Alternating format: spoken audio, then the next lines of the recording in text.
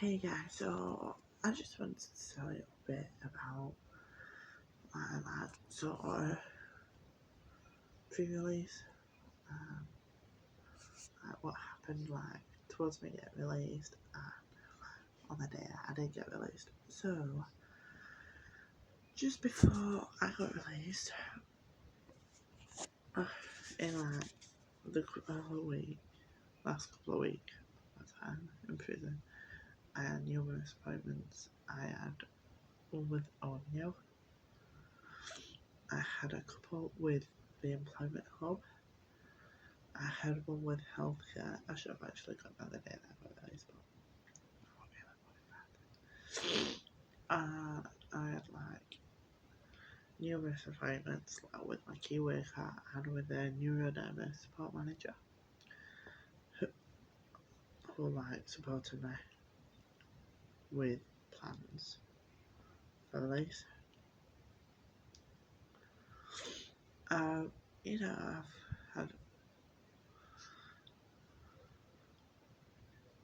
had a pre-release meeting with my outside probation worker, talking about what sort of appointment, what sort of things support I needed and things like that. I did all that, and yeah, and then on the day, because 2 days before, I had to pack all my things up and take them up to the reception desk so that they could put everything into a back office, and also they could take everything off my what they call prop sheet, so that they could say that I was taking everything home with me. And the day before I went home, I was completely bored, so I just cleaned my room top to bottom. All the furniture was out on the landing. Everybody thought I was having some sort of breakdown with the furniture on the landing, but what they didn't realise was that I was actually tidying my room. And then on the day that I was released, I should have gone to healthcare, but I didn't. I've got a box of medication a week before, and I've got some at home, so that was fine to be going on with. So I didn't bother going to healthcare, So I went to reception, and I was in reception, and the person on the reception desk called to call my sister and asked her sort of how long she was going to be, and they was like, we're just getting ready to leave now. And I was like, right, well, she's been here all morning. So, and because I didn't have a lot to eat, so I went to the coffee shop and I got some chocolate just to keep me going that day, because I didn't really fancy a lot. I was too nervous about going home all the night before. I couldn't sleep anyway, so I'd only had about 2 hours sleep, something like 3 hours sleep, something like that, because I was going to the toilet because I was that nervous, and then I couldn't sleep because I was excited. So yeah, and then I went. So then the people from the centre phoned up and said her sister's here. And they said, well, tell them that they can come in. So they could put everything in the car, so they let my sister in. And my sister went to get out the front seat and climb into the back. And they said to her, I'm sorry, but you're going to have to stay in car. She says, so my sister says, well, I'm just getting into the back so that Katie can get in the front. So they was like, oh, if you're just getting in back, then that's fine, because you're not actually getting out, you're just going over. So my sister went into the back of the car with me, and the officer was putting their things in the car, and because my niece and nephew's lunchbox was in the car with some food, so I passed that to them and they was happy. And one of the girls there gave me a dog. Where is it now? That's blinking. Ah, this one. And Rocket Nines on here is a girl who I met inside. No comics and after. But Rocket Nines, I don't know if you remember this. Rocket Nines, Dragon Rainbows, what are they called? I don't know if you remember this. I hope you do.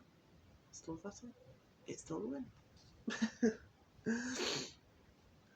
I've had it since about October.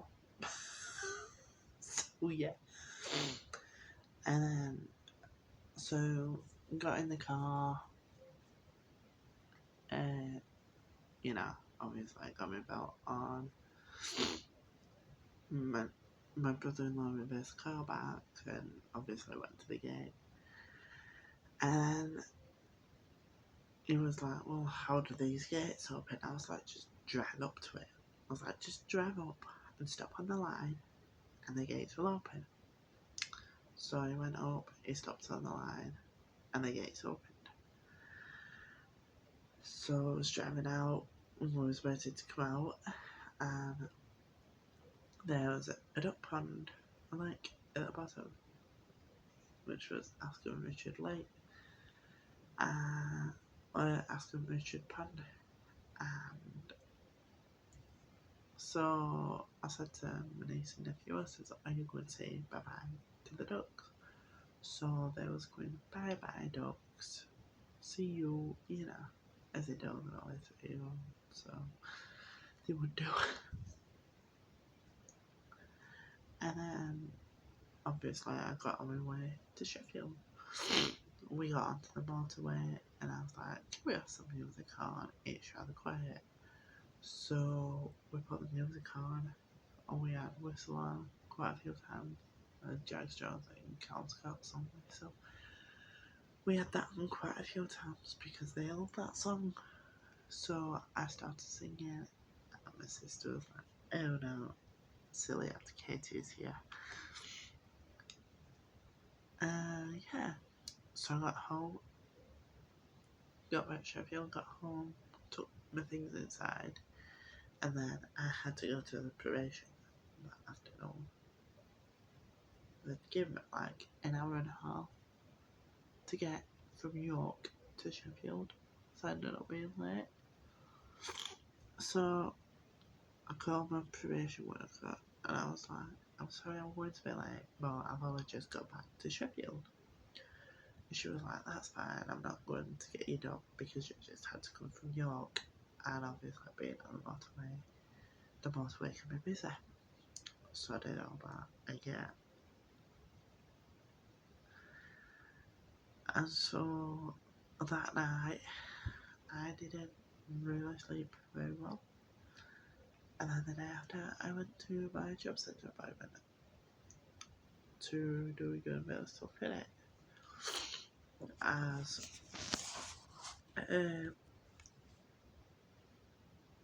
what was agreed by the people in prison. So yeah, that is what happened on the release. I know it's not as long as the 16-minute video that I did before, but yes, that's a thing of pre-release and what happened when it was released and the day after. So yeah, that is all for now. That was episode 5, I think. Yeah. Wow. So, episode 6, one of the two, but it says at the beginning. So, yeah. So the next episode that I do will be about being on license. So yeah, I hope you can join me for my next video where I'll be talking about my time on license in the community. Yeah, that is all for now. I hope you are enjoying these videos, and I hope to see you again soon. Bye for now.